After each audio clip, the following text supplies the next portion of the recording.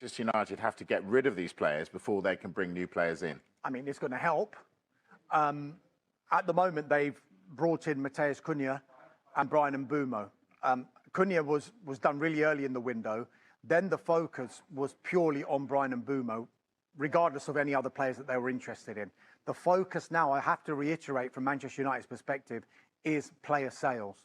They want to generate some money so that they maybe can go again in this transfer market. But we have been saying throughout this window that they are in the market for a striker.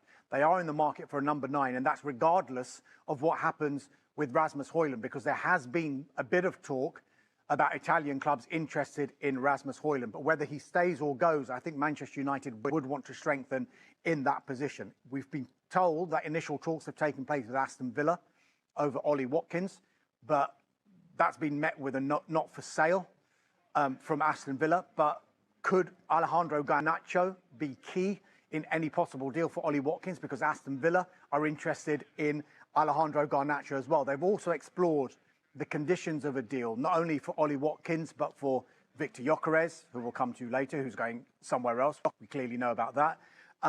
Nicholas Jackson from Chelsea, and RB Leipzig's Benjamin Šeško, who we seem to be talking about nearly every single transfer window. But at this moment in time, all of these players seem to be a little bit too expensive for Manchester United to do. And on the flip side as well, if any of these clubs want to sell these strikers, then Manchester United can do what other clubs will probably try and do to them with regard to those 5 players, and maybe wait until later in the window to maybe get a better price. But maybe the Villa one, if the interest in Garnacho is pursued, then maybe that can hold the key to maybe a deal for somebody like Ollie Watkins. With regard to Sesko, the interesting one here is that the recruitment director at Manchester United is a gentleman called Christopher Vivell, and he's the one driving the interest in Sesko, because when Sesko was 16, Vivell was the sporting director at Red Bull Salzburg, and he brought him in to that club. Hence, there is that long-running interest.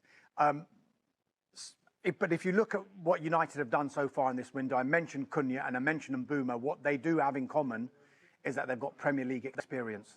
Now, I just wonder whether Manchester United have looked back in the last few transfers